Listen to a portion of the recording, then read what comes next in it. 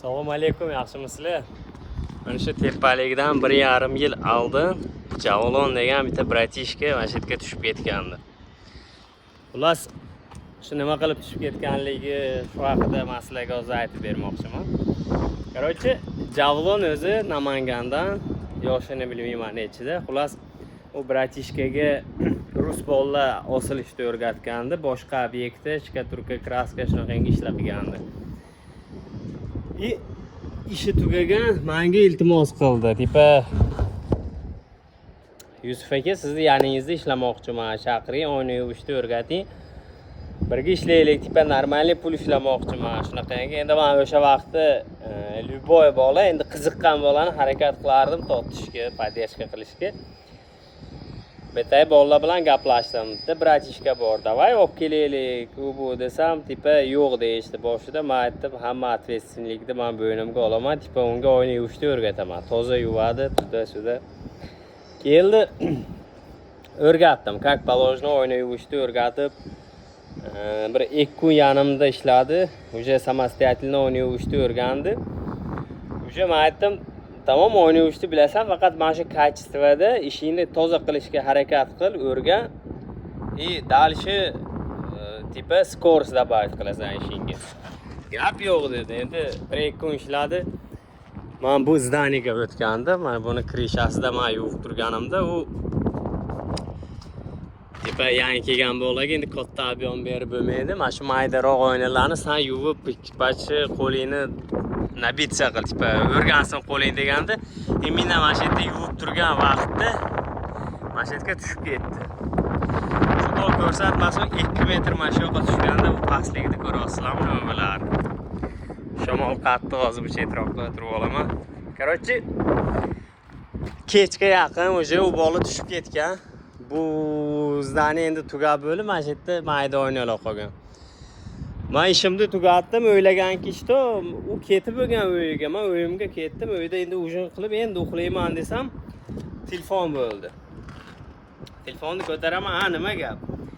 Javlon inqillab yotibdi. Aka, men tushib ketgan. Qayerga tushib ketding desam, srochno yetib keling deb telefonni o'chirdi. Srochno yetib kelsam, pastda liftga shunda kirishda hol bor. Endi jitillarni go'y mehmoni kelsa, ili просто o'zi odam o'tiradigan demaysiz, o'tirib inqillab yotibdi. Xullas, uni tushuntirishi bo'yicha u tushib ketgan betga, betda 2 soat yotgan, hushidan ketgan.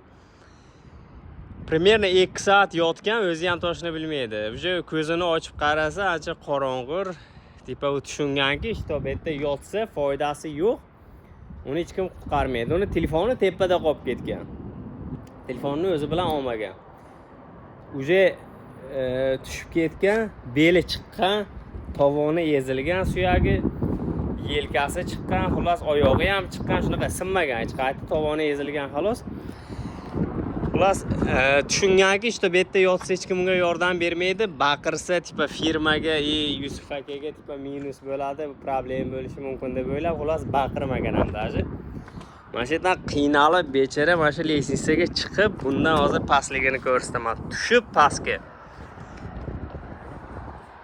Mana bu yerda tex etajdan kirib lestnitsaga kirilib ketadi. Lestnitsaga kirib pastga lift bilan o'zi tushib, Ahramdan iltimos qilgan telefonini olib kelib berishlikka.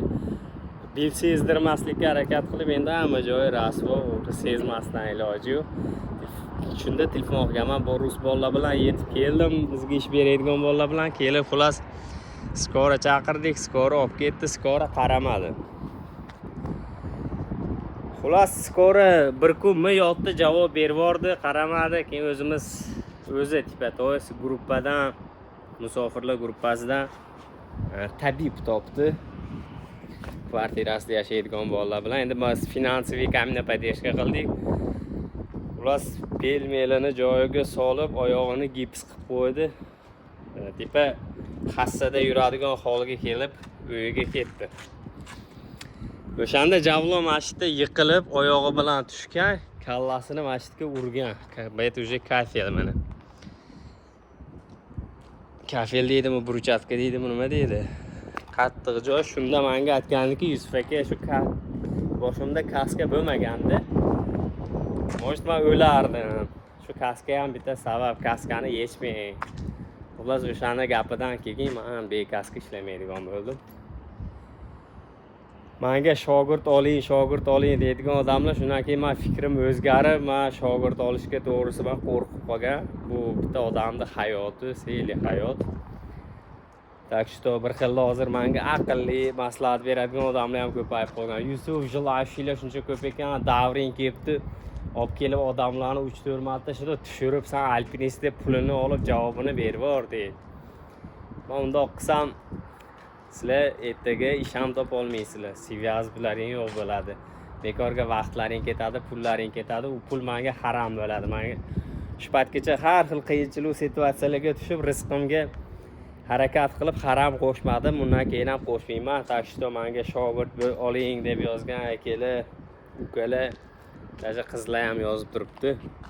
To'g'ri tushuninglar, men mana shunaqa situatsiyani boshimdan o'tkazganman. Balandligini ko'rib turibsizlar.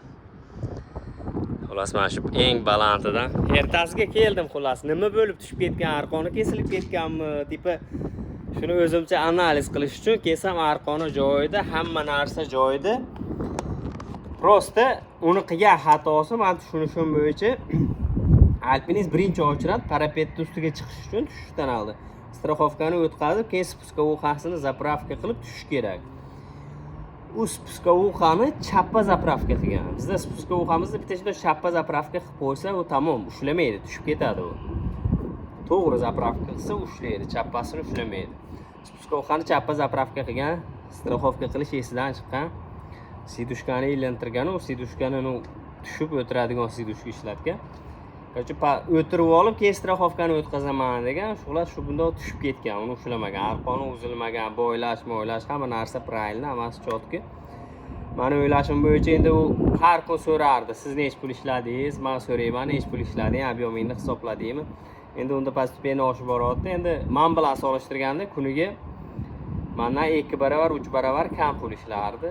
Endi puliga qiziqdimi, shoshilib ko'proq pul ishlayman deb xullas shunaqa situatsiya bo'lgan. Shuning uchun men shogird olishdan qo'rqib qolgan. Men to'g'ri tushunasizlar. Shogird olish vazmoyinsin bo'lsa ham ko'p odam shogird olmayman. Bitta va ikkita olib turib, chotka akkuratni o'rgataman. Так что mana shunaqa informatsiya sog'laylar.